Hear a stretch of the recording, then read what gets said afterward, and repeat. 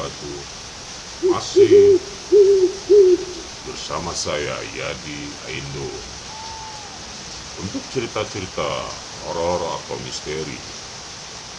Yang baru bergabung di channel Yadi Aindo, jangan lupa subscribe, like, komen, dan share tombol loncengnya agar mendapatkan video-video terbaru dari Yadi Aindo.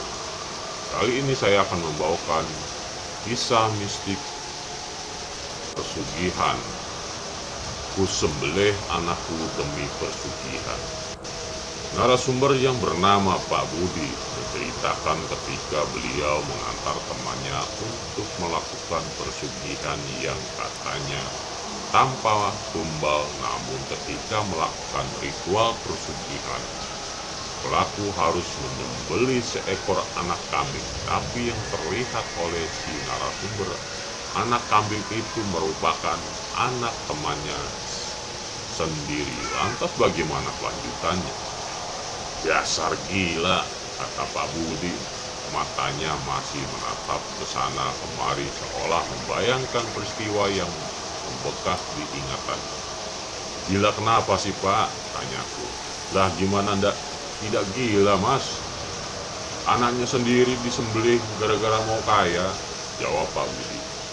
Obrolan kami di warung kopi dekat rumah ini semakin membuatku penasaran, hingga awalnya wajah Pak Budi terlihat tenang menjadi berubah karena tak nyaman harus menceritakan kejadian mengerikan itu. Tatapannya lurus ke depan seolah sedang mengumpulkan potongan cerita yang sudah lama terjadi, hingga akhirnya Pak Budi mengatakan sesuatu. Kamu tahu daerah ini? Ya, di sana tempat kejadiannya, terang Pak Budi.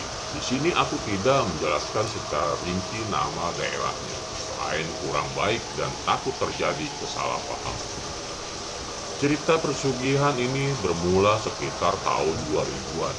Kala itu Pak Budi masih bekerja di daerah yang dimaksud. Nah, di sana juga Pak Budi kenal dengan Firman, teman satu kantornya. Tapi setelah terjadi gelombang PHK besar-besaran, Pak Budi sudah tidak bertemu lagi dengan Firman. Namun selang beberapa tahun, Pak Budi kedatangan tamu yang tidak lain adalah Firman. Di sini Firman bercerita kalau dia habis mengalami kerugian besar sampai ditinggalkan istrinya. Dan sekarang dia hidup bersama dengan anaknya. Terus yang lebih ngenesnya lagi, Firman yang sekarang jauh berbeda, badannya terlihat kurus dan tidak terawat, mungkin karena banyak pikiran. Permisi Pak Budi, saya datang jauh-jauh dari kampung ingin menemui Bapak, karena hanya Pak Budi yang bisa membantu saya, terang Firman yang membuat Pak Budi kebingungan. Maksud kamu apa, Man? Tanya Pak Budi. Jadi saya mau minta tolong Bapak untuk antar saya ke orang pintar yang bisa bantu buat pesugihan. Istilahnya maksud kedatangan saya ini untuk pesugihan, Pak, ucap Firman. Saya sudah tidak kuat hidup melarat. Saya mau kaya. Pak, saya sudah nggak punya apa-apa. Rumah, mobil sudah saya jual. Saya sudah sakit hati. Pokoknya Pak Budi harus bantu saya. Habis ini Bapak antar saya ke daerah sana. Bapak tahu kan tempatnya? Tanya Firman. Kamu itu istighfar, Man. Jangan main-main. Pesugihan itu risikonya nyawa, Man, jawab tegas Pak Budi mendengar ucapan Firman tadi. Tapi amarah dan nafsu dalam diri Firman seakan membulatkan tekadnya untuk pesugihan.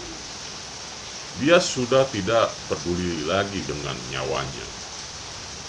Setelah dibujuk dengan memohon, Pak Budi dengan berat hati mengiyakan permintaan Firman untuk diantar. Baiklah, Man, Baiklah, Man, kita jalan jam 1. 9.00 WIB, persiapan dirimu, ucap Pak Budi. Dan tepat setelah azan Isya, mereka berdua pun mulai bergerak menuju tempat persugihan yang dimaksud. Perjalanan yang begitu sunyi, karena mereka paham akhir dari perjalanan ini hanya ada kematian.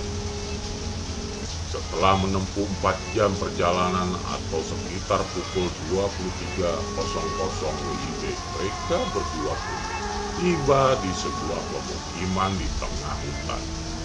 Belum juga mereka melangkah, mereka berdua sudah disambut bau kemenyan yang entah dari mana asal.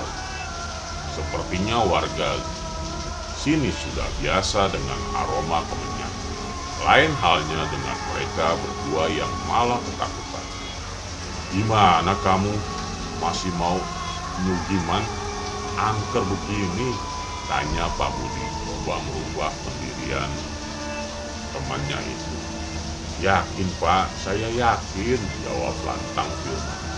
"Ya sudah, kita coba tanya salah satu rumah warga," ucap Pak Budi. Setelah bertanya-tanya kepada beberapa warga sekitar, Pak Budi dan Firman diarahkan ke salah satu rumah di sudut kampung, sebuah rumah sederhana dengan anyaman bambu sebagai temboknya. "Silakan masuk, Pak. Ini rumah Simbah yang tadi Bapak tanyakan," ucap warga tersebut. "Terima kasih banyak ya, Mas, sudah mau antar kami," jawab Pak Budi. "Sama-sama, Pak.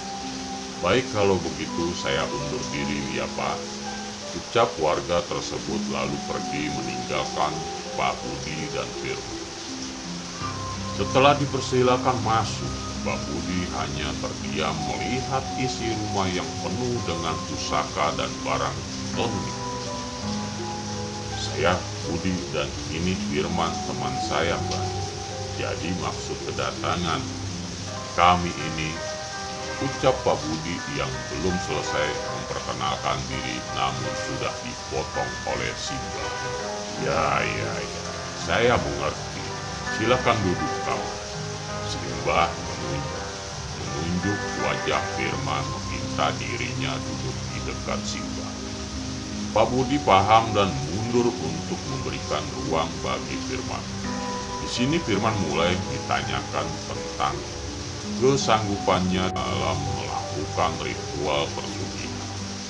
Selama di dalam rumah, Simbah nampak aneh. Tidak sekalipun dia menatap kami secara langsung, dan kejadian makin bertambah aneh ketika apa yang Firman dan Simbah bicarakan. Pak Budi tidak dapat mendengar pembicaraan mereka itu, sedangkan jarak mereka tidak terlalu jauh. Lalu mata Pak Budi seperti diarahkan ke arah luar rumah, seperti ada sesuatu di sana, tapi hanya ada kegelapan dan ritual pun akhirnya dimulai. Di sini Firman nampak memakan sesuatu dengan sangat lahap, padahal yang Pak Budi lihat, Firman sedang memakan bangkai hewan bersama belatungnya. Pak Budi ingin berteriak, tapi dia tahu akan resiko jika berani mengganggu ritual persugihan ini. Jadi dia hanya menahan mual karena tak sanggup melihat Firman yang terus mengunyah dengan lahap bangkai dan belatung itu. Selang tak berapa lama santapan malam itu kembali dihidangkan, yang kini Firman membuka bungkusan daun pisang berisi jeroan hewan yang juga sudah membusuk dengan bau yang sangat menyengat. Tapi anehnya, Firman tetap memakannya dengan lahap. Aneh memang kenapa Firman seperti itu. Pak Budi yang tak sanggup lagi akhirnya memutuskan untuk keluar rumah karena mau muntah. Belum juga dia melewati pintu rumah, ada sosok tinggi besar dengan mata menyala menghadang langkah Pak Budi untuk keluar. Pak Budi lalu coba kembali ke dalam Dia takut karena ulahnya malah mengganggu ritual persugihan Firman. Di dalam Firman yang sudah memakan hidangan menjijikan itu, nampak tersenyum bahagia dengan tatapan yang kosong. Bibirnya tidak mengucapkan sepatah kata pun, hanya senyum mengerikan yang dia tunjukkan. Pak Budi hanya diam dan coba mengikuti proses persugihan itu hingga selesai. Lalu kini proses persugihan harus dilakukan di luar rumah. Inilah momen yang begitu membekas dalam ingatan Pak Budi.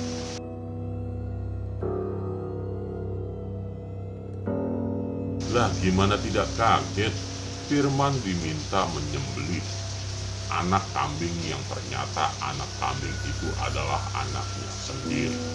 Apalagi ketika anak kambing itu berteriak, "Mbe, mbe, mbe," sambil meronta-ronta, ucap Pak Budi.